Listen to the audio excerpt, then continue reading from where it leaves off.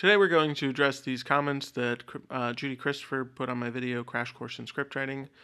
It effectively amounts to show, don't tell, which, after looking back at that video, that's a fair point, but I'm only ever looking to make this a win-win for everyone involved, and this looks like a great time to readdress the subject. Every script that anyone has ever written has started right here with the blank page, digital or otherwise. I write mine in Celtex. It's just something that I've learned to do over time. Now, it's a bit intimidating at first when you're looking at a blank page, but I think that you'll find that once you've gotten all the way through this, that it isn't really that complicated. Just come up with an idea that has a beginning, a middle, and an end, and work your way through it.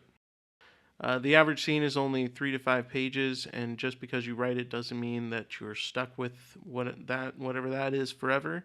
It's a pretty fluid medium. You can always, erase parts and rewrite and do whatever you need. I generally like to set the tone with some music to get me started off on the right foot with my writing. That'll do just fine. Now, I've chosen this scene from my new movie, Come and See, and we'll be writing the scene ultimately, and you'll see it in the movie. As a quick lead up, they just found that the dog had died and it's been exploded into little bits, and their car engine was taken out and broken down into its smallest pieces pretty meticulously, and then ultimately Johnny gets really upset and gets murdered right in front of them in a pretty gruesome manner. Now they're just trying to survive, and they've boarded up all the windows and they've armed themselves, and this scene is going to take place kind of right as Johnny comes back, even though he could not have survived what happened. Now we're going to start this one outside with EXT for exterior, so that we can see that Johnny is coming back. If you were writing his name for the first time, then you would have completely capitalized all of this and generally put something next to it describing his age and what have you, but we've already established him, so I'm only going to capitalize the first letter of his name. When a character speaks, you center his name, and it's typed in all capital letters, and the things he's saying go just below that with a slightly bigger margin.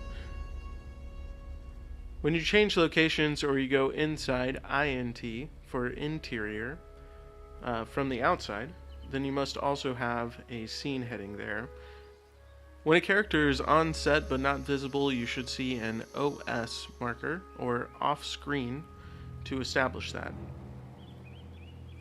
When you want to speak to the way that someone should deliver a line because you feel that it would give better context towards the things that are happening in the scene, you would use a parenthetical, which is just under the speaker, indented to the right of the dialogue in parentheses.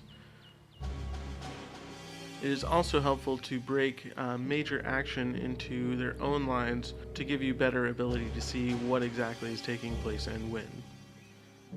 It's also important to note, now that we've gotten to the end of this, that nothing great is written, it's rewritten. First, get something on the page, then work over it to make sure that it's the best that it can be. There's a vast difference between even what's on the page in the final script and what's in the movie, but you want a good backbone for your projects. You want a beginning and a middle and end for every scene, and you want that to add up to a larger beginning, middle, and end for your whole movie. The person is presented with a choice about something.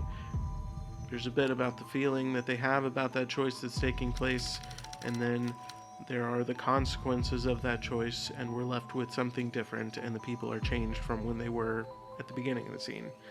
That can be as drastic or as simple as you would like it to be, but it should be taking place. In this scene, it was Johnny coming back and Sandy being asked to leave, her struggling with the choice, and then ultimately letting him in and realizing too late that something is seriously wrong with him and that she doesn't really want to go with him, and she dies because of it and is served up to the monster that's lurking in the woods. Well, thanks so much for joining me along the way here. It was a pleasure as always, and you guys have a wonderful week.